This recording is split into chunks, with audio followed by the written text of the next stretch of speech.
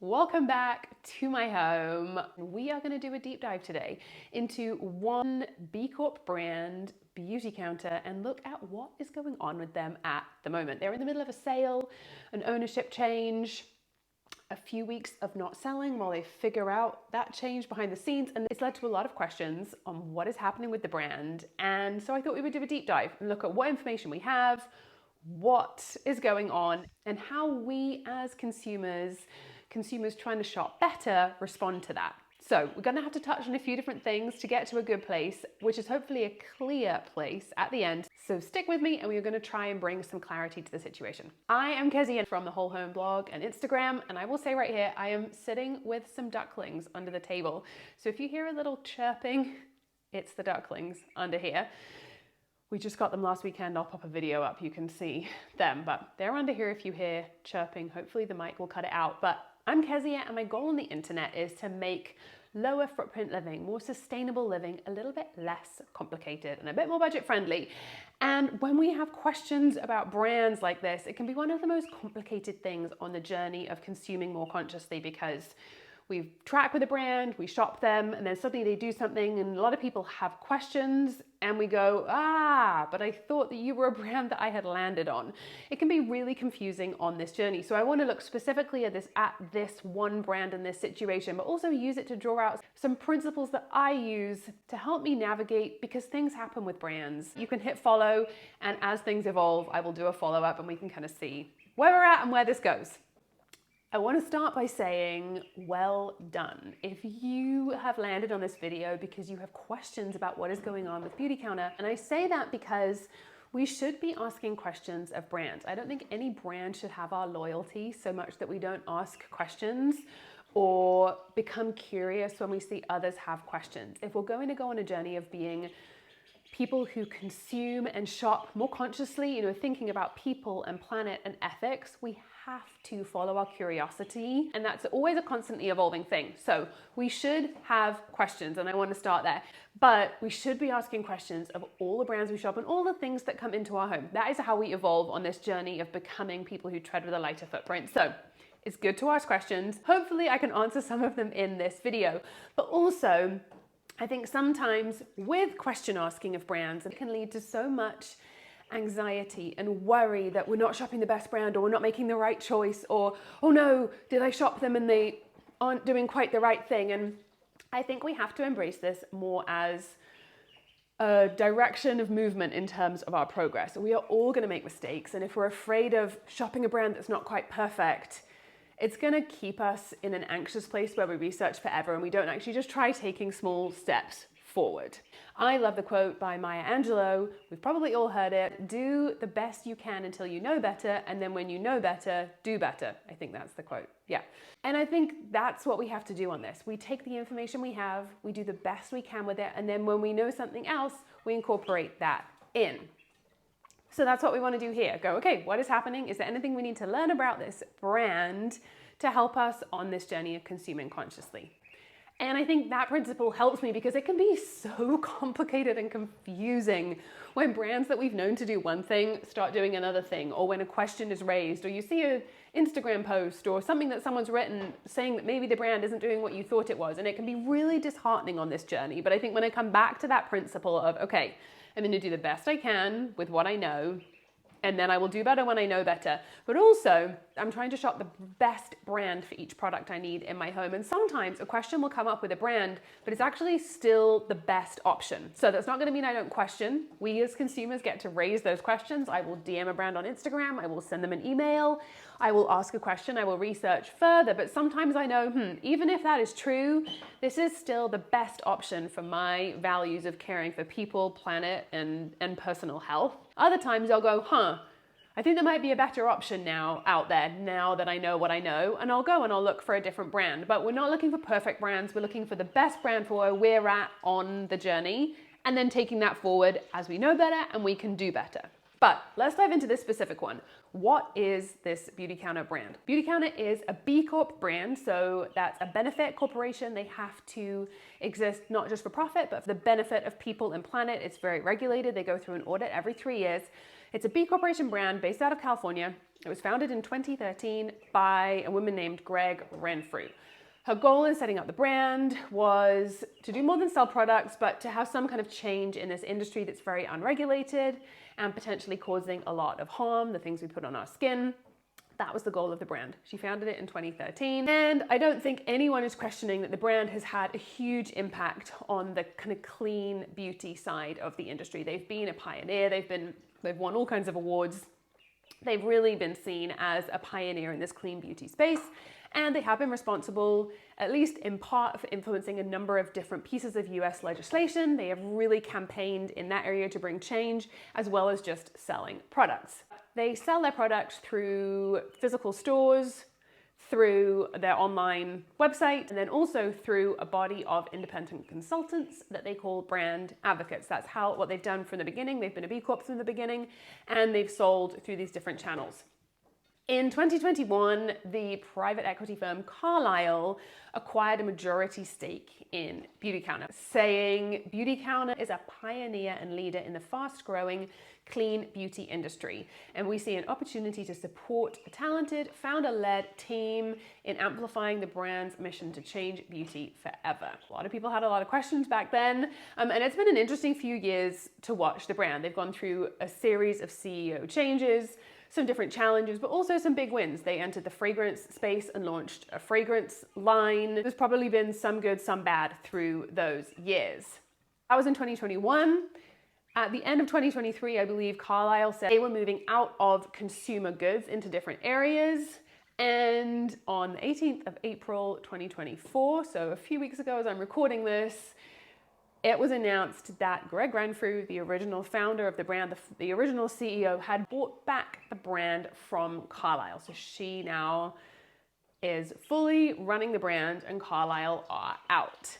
The company has closed its doors for a few weeks to figure things out behind the scenes and relaunch under a different umbrella. They were owned by Counter Brands, LLC. The Beautycounter brand will now be owned by G2G, is the new name of the company. And that is kind of all we know. That is where we're at. So, what got complicated about this sale? Before we dive into what went wrong, I want to give two little asides that are important in making this video. The first point is, this is a brand that I've been associated with for about 5 or 6 years. As one of their independent consultants, brand advocates, to me, it was another affiliate program. When I was looking for new makeup, I was postpartum with my second child. They were, like I said at the beginning of this video, the best brand for me at that time in terms of ethics and sourcing, being better ingredients for my body, and caring about the environment. I was very nervous about the arm of their business that is independent consultants or brand advocates.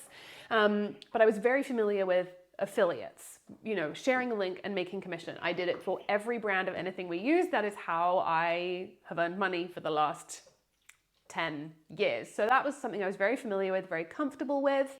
I thought, okay, this is the best makeup for me at this time. So this is what I'm going to use. And because I always join every affiliate program of everything I use, I went, okay, I'm going to do this. Use their brand advocate program, but I'm going to use it just like an affiliate program. And that felt good to me at the time. Surprisingly to me, my different approach that I had taken, ignoring all of the norms and what I was maybe it was suggested that I did, took me to the top of their compensation plan. So I really saw all the communication through the brand, what happened at different levels, how everything went down. I was in a lot of conversations and meetings with the founder, the board, all of the different people involved in the company.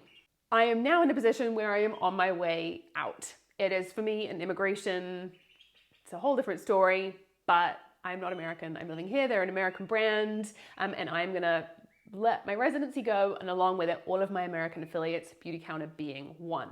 So it's a little easier for me, maybe. I've always critiqued them pretty honestly, but I say that to help you know where I'm coming from as you listen to this.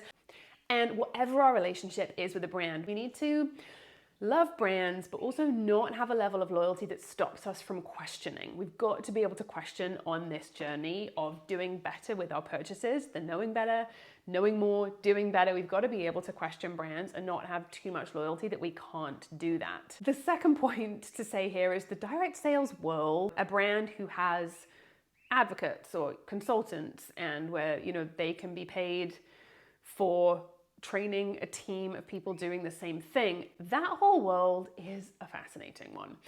I have had a unique window into it for the last 6 years, and I still feel very on the outside of the culture of it. It can be very messy and very interesting, and there are many, many different ways it can look.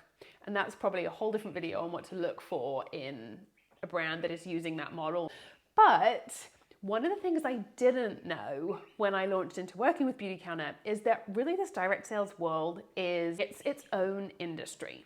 As in, people will choose that I want to be a brand advocate for a brand. I want to be a consultant for a brand. I want to build a team with a brand. And it's not about the brand. When I came to Beautycounter, it was just, I was searching out makeup. They were the best one. I joined the closest thing to an affiliate program that they had. Other people are searching out a brand with this type of model. And they will work in one brand, they will leave, they will go to another one. This is fascinating to me, but it really is an important point to note when we look at things going wrong with a brand or questions or milestones, anything within one of these brands, I think is communicated very differently because these communities can be very loyal and cliquey and come to the defense of a brand in a non-objective way. So it really does give something going wrong or questions of the brand a different slant. On the flip side though, there is also a real positive of having a body of consultants, and I can only speak for this one brand because it's my only experience in this world. But on certain things, it can also be great because you have this group of people that don't let the brand go in the wrong direction. And I have definitely seen that with Beautycounter. There have been a few different things over the years where they've tried to make a decision and a bunch of consultants have gone, that doesn't work for everybody. And then that has been changed. They have a history of really listening to consultants, but also having to listen to consultants. And that's, I would say, one of the plus points of this consultant body. But there are also just downsides.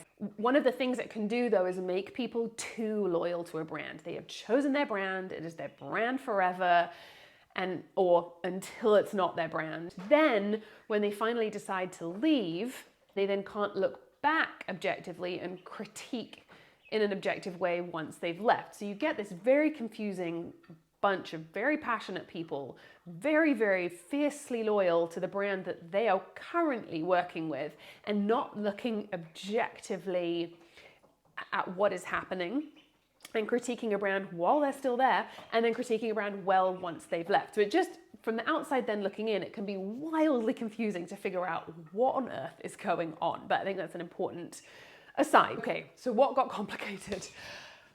The communication around this sale takeover, communication has been very confusing, both from the brand, from a press angle with some really interesting headlines, and then also on social media, because remember, we're looking at this direct sales model with fiercely loyal people, which gives a whole different slant to it. So they're gonna dig into what we actually know that we know about this. The brand has kind of gone for 2 weeks. There is still a website.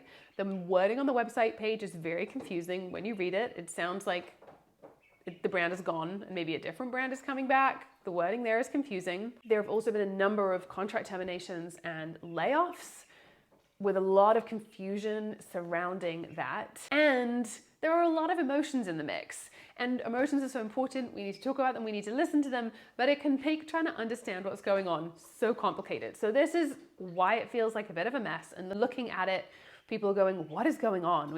You can take a story and tell it from so many different points, leaving little bits out, and it becomes a completely different story. And there is a good amount of that, I think, going on. So I think the two main pieces that most people are questioning is, how is the brand doing? Is it going bust? Are we going to be able to buy these products still? Is it financially viable? What is happening? We know that the brand was valued at $1 billion when it was sold to Carlisle in 2021.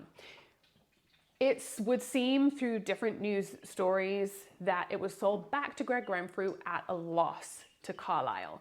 They have not said how much it was bought back for, so we don't know this, but there are a few different news articles, maybe not enough to completely verify, but from a few different places, we are hearing that probably this brand was bought back at a loss. They wanted to sell, she got it back. We don't know how financially viable this is. We don't have that information publicly. To me, in terms of how financially viable it is, I come back to this thing of, does it have the best products for me right now? Is it the best solution for me right now? And that's something we all have to ask. But if, in terms of it being financially viable, I'm not investing into the company. If I was investing, I would want to see some numbers on paper, and this question would matter more to me. Now, I invest my time as an affiliate. But like I said, companies come and go, affiliates come and go, and I think if we are content creators and affiliates, we need to not put all our eggs in one basket, because A, it's just not very smart, but B, it can give us too much loyalty and dependence on one company that stops us seeing objectively. So in terms of the financial viability, we don't know.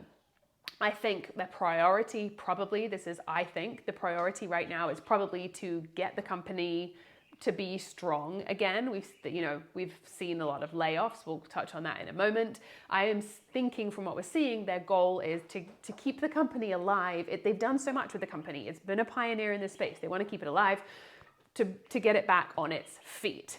But to me, I think we have to leave a question mark there. We don't know how the company's doing financially, but it doesn't, for me, change whether I'm going to shop it or not. Aside from, I'm always trying to put my money in the best place and the brands that are doing good. And if they're a brand that we feel is doing good, then we want to support it and give it the best chance, as we would any brand. Then the second piece that I think is raising the most questions is the different terminations. So all the physical store staff, I think we now know this, all the store staff were let go. The stores are no longer operational. And that is so sad for anyone that lost their job overnight. That is incredibly hard. I believe there's one in Nantucket that is staying open. It's a seasonal store, but there's a lot of employees losing their jobs. And however we slice it, that is very hard for those people. We don't know if they're going to come back. We don't know what is happening there. I think probably the perspective there is, this brand could have been sold to somebody who would take the company who knows where, or this brand could have gone bust. I don't know. I don't want to over dramatize, but potentially Carlisle shuts the brand down. We don't know. So this is, I am guessing, part of trying to keep the brand financially viable is to cut the fat wherever possible, and maybe that was what the stores were. We don't know. There were also a lot of terminations of their brand advocates. I say a lot, we don't know a number. A group of brand advocates, proportionally to the consultant field, small, but there was a group of brand advocates who were terminated, along with the ending of the Counterbrands LLC as the company was bought and went under the umbrella of the G2G. A few brand advocates got an email saying, your contract with Beautycounter as a 1099, so not an employee, but an independent contractor, has been terminated. And this has raised a lot of questions. Remember, our questions are good. We should be questioning brands.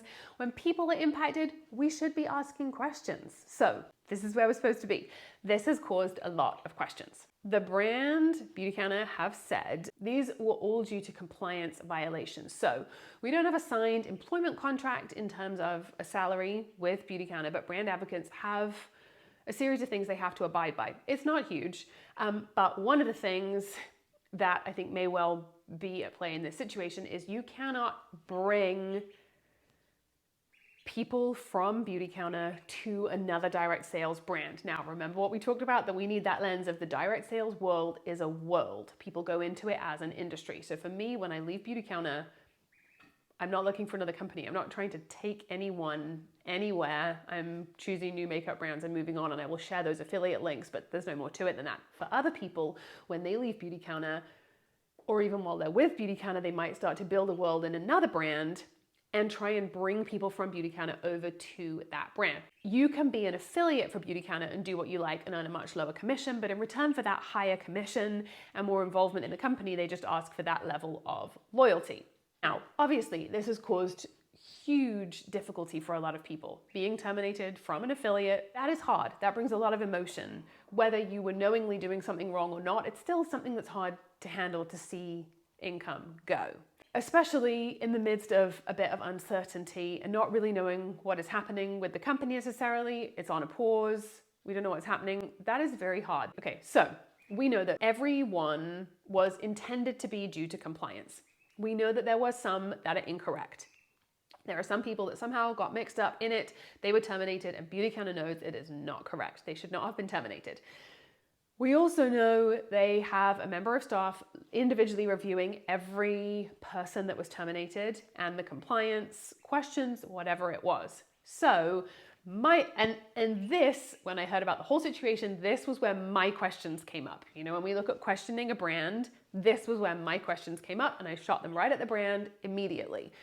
Can people come back to the brand? If there's a mistake, they can come back, obviously. If they realize, like, I was doing something I shouldn't have been doing, I didn't really realize, or I want to stay with Beautycounter, I will drop what I was doing, can they come back? We think the answer will probably be yes, but we don't know yet.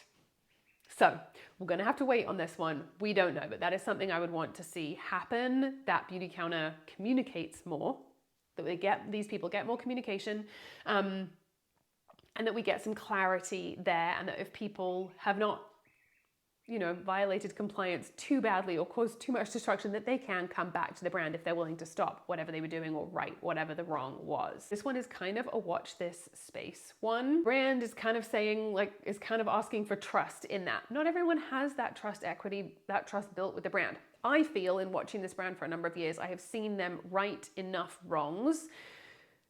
I don't know if there's a legal reason they can't communicate more now, but I'm happy to give them a couple of weeks and go, this could make sense.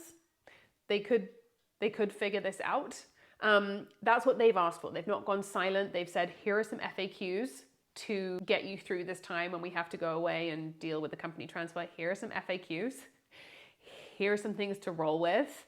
We will be back. So they haven't disappeared and no one knows where they've gone communication-wise. This was planned. And so I have enough trust for them to be able to go, okay, that's what they've asked for. I've seen them right wrongs in the past. They are a very regulated brand. They have this B Corp certification that, you know, is redone every 3 years. To be a B Corporation, they have to go deep into the company and look at everything. So there are more sets of eyes on the company, and they know that everything will be looked at. I'm happy to give them a couple of weeks and go, you've got enough of my trust for me to watch. It doesn't mean my questions go away. My curiosity is still there, but I'm happy to sit back and pause for a second and watch what you do with this. And I've done this with other brands too. And some brands it's led to me going, I'm not shopping and I'm not an affiliate anymore. Other brands it's led me to go, okay, I understand your reasoning. That was bad communication, or that was something that went wrong that you had to sort out, but I'm happy to continue on this journey with you. So there's enough for me in there for me to go, okay, you have trust, you have my trust for an amount of time. Trust doesn't live forever. And so we have to then see what will happen. We need to remember as we look at brands, this one and other ones, that trust and loyalty, I think are different things. What we don't want is to be so loyal to a brand that regardless of what happens, we shop them.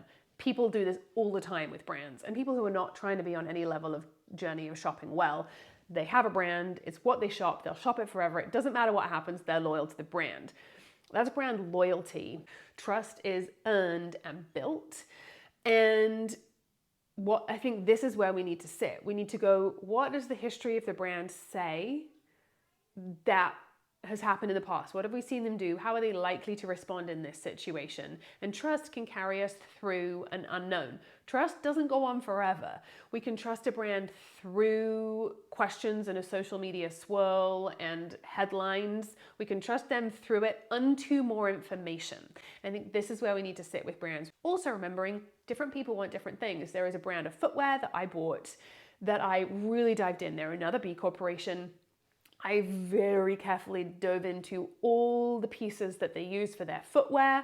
Some of it was wool, and they were a B Corp, but I really dug into where is the wool coming from, that everything was done right before I shopped this footwear brand. Then after buying the brand, I saw some big news stories, unethical brand, and I went, I'm tearing my hair out. This is so frustrating that you can get a brand that looks so great to me and seems to be doing all the right things, and then there's all these headlines about it being unethical. when I dived in, I realized it was people who were vegan saying this was unethical. So even though they were being careful to the highest standard in how they were getting the wool, the animal treatment was the best it could be, it was really great. If you disagree with wool being taken from a sheep, then having wool in a product is unethical. And so we get this a lot of times when actually people just hold different values from us and want to see something different. And it can make it really confusing.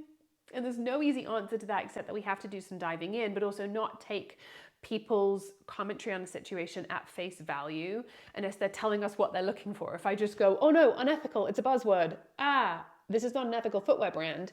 I had to look at who is speaking, what is their version of ethical, and okay, they're vegan. I'm not vegan. I have worn vegan shoes for a decade of my life. I currently am not there, and I'm happy if things are sourced really well to buy what to someone else would be unethical footwear. So we have to look at who's talking as well, which makes this complicated, but we do the best with what we have and we go from there.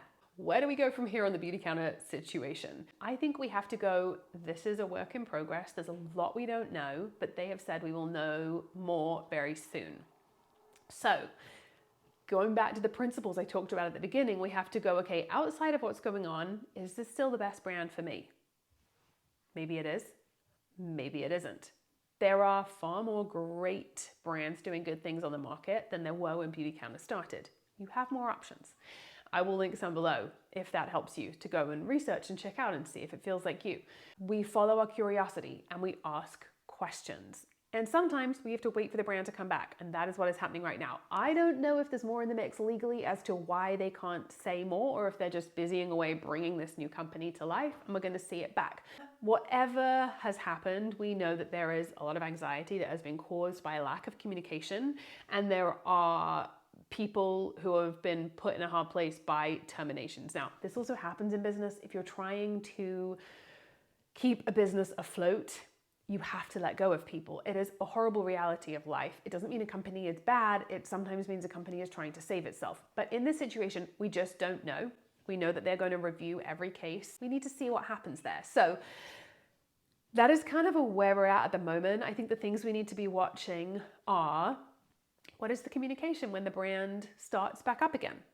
Is there more communication? Are we told, okay, legally we couldn't say things, but now we can say this.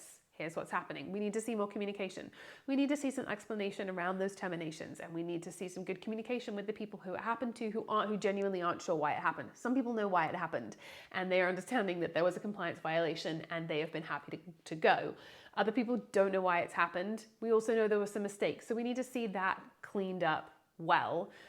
And I guess we need to know that the brand is going forward the same as it was. Although I think we have been told that. The same brand, the same products, the same values, the same value for advocacy as a core part of the mission. That is all still going to happen. But I think it's one where we have to go, okay, there are definitely some sad pieces, some people that are hurt in this situation. It could be a lot more devastating if there was no longer a brand. But that doesn't excuse bad communication. So I think we have to kind of hold it like that, which is maybe the worst conclusion to a video, and go, okay, we don't know how much of a financially viable company this is, but it's still alive. It has not gone bust. And we want to support those companies. If they're the right companies for us and they're doing better, we want to see them exist. And on terminations, we need more communication. We need to see some answers there when it comes back. We need to know why some things have happened and get some more clarity. Clear is kind. We need to see that. So for me, this situation is kind of ongoing, evolving, active. But this is some of how I hold myself in looking at a brand, how I hold myself in a bit of unknown from a brand, and how I think we need to approach it. So I hope that was helpful. Definitely hit follow and stay tuned. We will make a part 2 and 3 and 4, depending on where this, how this evolves. That is my current position. We will see where we go from here. And if you want to stick around, you can do something a little bit more calming than diving into a brand and take a tour of our garden as we try and take our third of an acre in the south of England and use it to grow as much food as we can and lower our footprint in that area. And if you want to see how we make it through a week shopping for our food with these same values but on a lower than average budget, I have a video here that is everything we ate in a week to spend less than the average UK budget for our family size. And I will see you back in another video. Thanks for joining.